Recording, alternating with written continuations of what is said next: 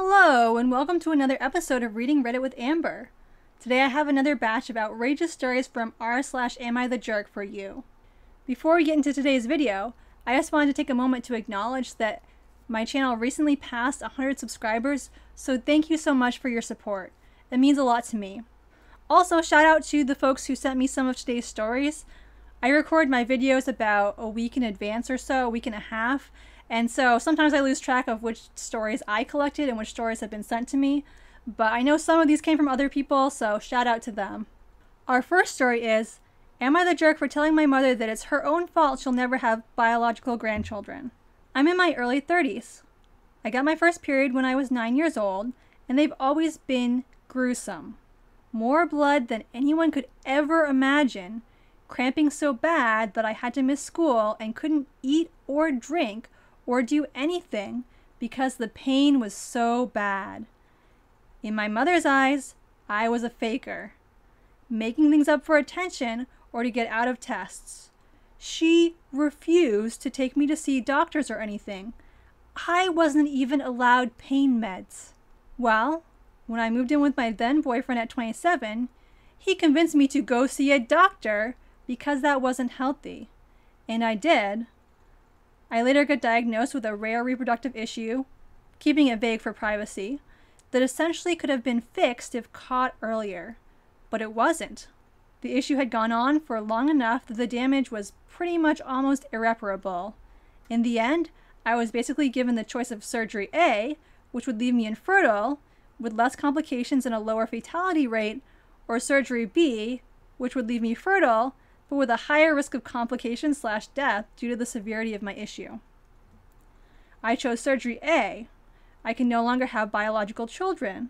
My then boyfriend and I are now married, and we're looking into other options to have a child. We're heavily leaning towards adoption, and I confided in my mother about this. Big mistake. She started scolding me and basically told me that I had to have biological children. She told me if I didn't have bio kids, then I was a failure of a woman, and how dare you let the bloodline die, or something like that. She told me that if we adopted, then she would do everything in her power to make me and my husband look like terrible people so that the adoption would fail. And the icing on the cake, she told me that I should just reverse the surgery. I can't do that. It's physically impossible. It's not like getting my tubes tied. I literally no longer have a uterus or ovaries or any of it. There is no way to reverse the surgery. I went off on her. I explained that, and I explained that if she were a competent parent who actually did her job, then I wouldn't be infertile. I explained that if she had taken me to see doctors sooner, I wouldn't have to consider adoption. I called her a terrible mom and a terrible person, and I told her that if I ever do adopt a child, she would never get to meet them. She went silent and then hung up. Hasn't said a word to me since. But now every woman in my family is calling me a useless bee and a horrible daughter. Even family I haven't seen since I was a baby. Now I'm wondering if I went too far or something. Reddit, am I the jerk? Edit. Something several people have brought up now is how come I didn't go to the doctor before I was 27.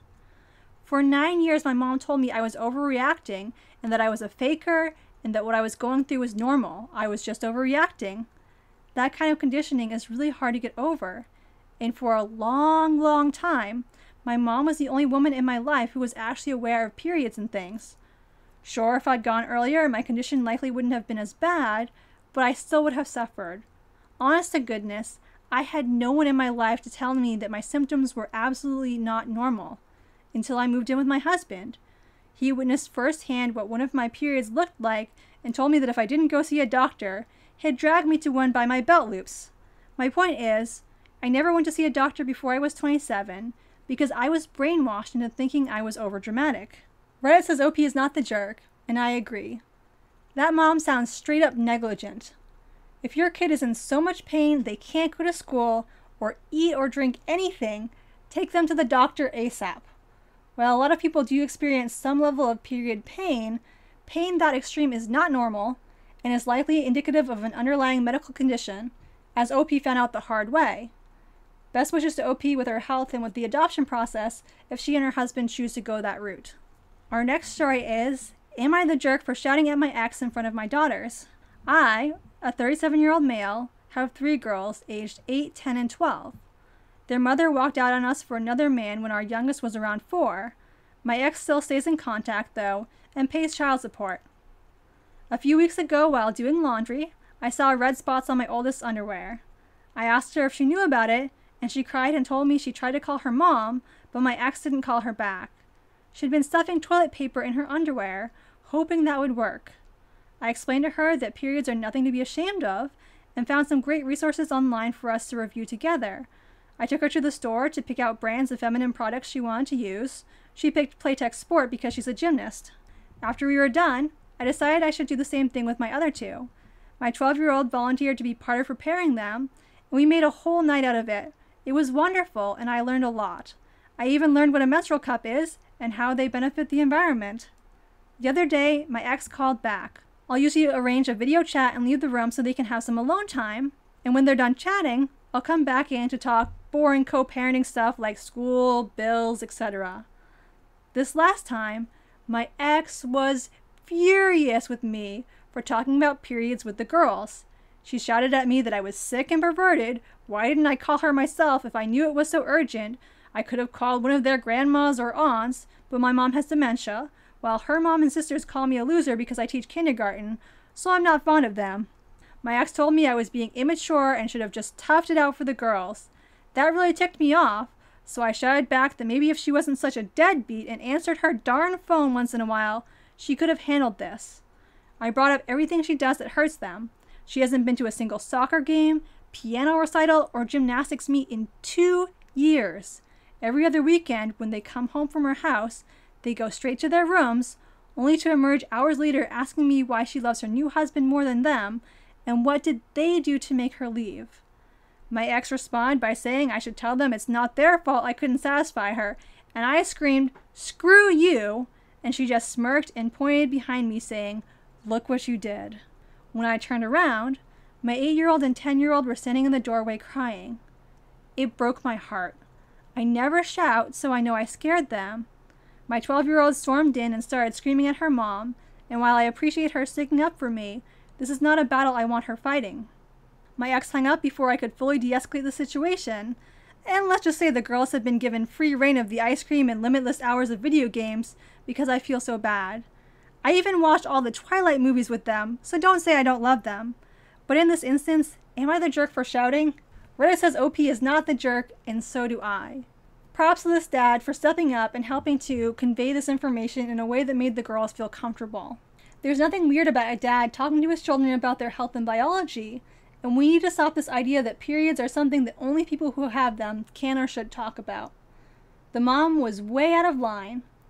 While I'm sure the yelling was upsetting to the kids in the moment, there's a huge difference between overhearing your dad shouting once and routinely hearing your parents shouting, especially if it's at you.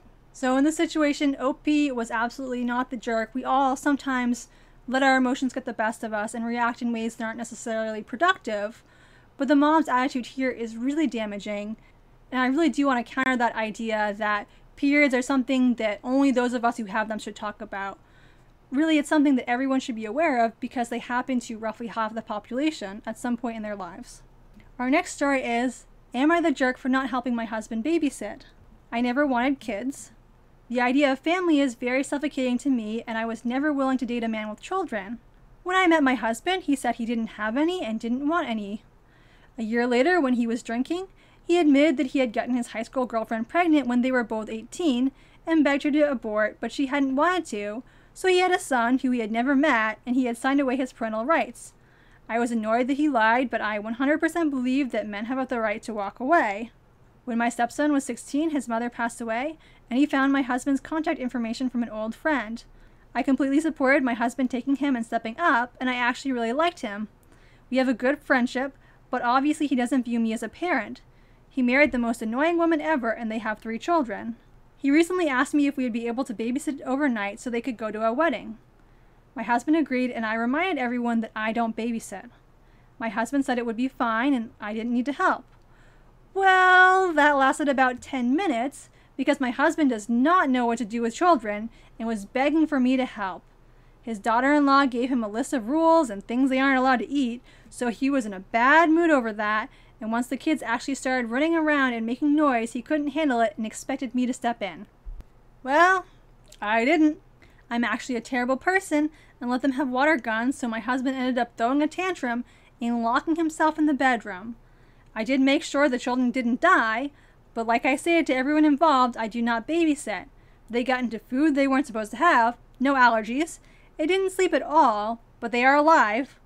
Daughter-in-law is furious with me because I'm the woman and apparently am responsible, and my husband is off sulking. Reddit says OP is not the jerk, and I do too. It sounds like OP did more to take care of the kids than her husband did, despite explicitly saying from the outset that she wasn't going to care for them. Hubby is a total jerk here, locking himself away so she would be forced to care for the kids. It sounds like he probably just assumed her non-existent maternal instincts would kick in and she would do all the care, and when she didn't and he realized they were his responsibility, he couldn't handle it. The daughter-in-law should be glad that she stepped in at all, and if she's mad at anyone, it should be the husband. Being a woman doesn't make someone inherently better at childcare. Our last story is, am I the jerk for telling my friend to keep her polyamory stuff to herself or leave my home? I know it sounds bad, but context is everything. My friend Emily is staying with my husband and I for a week.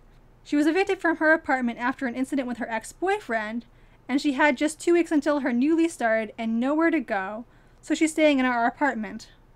One of the house rules I gave her was no visitors or partners. Emily is poly and she has 5 current partners, and when I told her none of them would be able to visit, as I am asthmatic and I'm trying to stay safe, there was a lot of complaining. Twice she compared her experience of me not allowing a visit from her partners to homophobia, which pissed me off because I'm queer and she's straight, and that's a heck of a thing to accuse a queer person of. Well, I ignored her because I feel like it's my house, my rules. In 2 weeks, only 5 days left, she can resume life as normal. Next came the discussions as to why monogamy is morally wrong. These happen almost every night at dinner when my husband and I have finished a long day of work.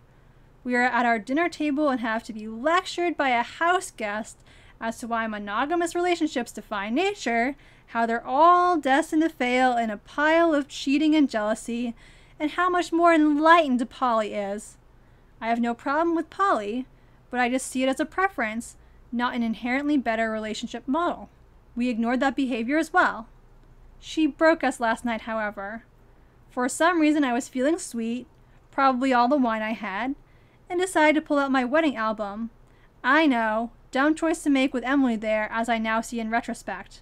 I was looking through the pictures with her, and I pointed out that the ceremony pic is my favorite because it's just super cute, and she says, yeah, it's cute, but it's kind of a lie to promise a lifetime to someone. It's just not realistic. Well, I blew up. I told her to keep her polyamory stuff to herself or find somewhere else to sleep for free. I then went to my room, slammed the door, and cried. I haven't spoken to her since. My husband is on my side. He's been sick of the lectures from her, especially considering how often Emily texts us, SOS bad breakup, let's get drinks. I just can't take the condescension and lectures in my own home.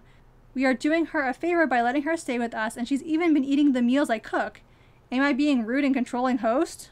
Reddit says OP is not the jerk, and I agree. It's fine to be happy with monogamy or with polyamory, but what's not fine is beating your friends over the head with your preferred relationship style. Who looks at someone happily reminiscing over their wedding album and tells them that their vows were a lie? It's not like OP said at the outset, oh, by the way, you can't talk about polyamory under our roof. It was only after being repeatedly subjected to the friends' condescension that they snapped at them, and I can definitely understand why they were upset. I hope you enjoyed today's video. If you did, consider giving it a like or letting me know in the comments. I post new videos twice a week, funny or outrageous ones on Wednesdays and spooky ones on Sundays. Thanks for watching, and have a great day.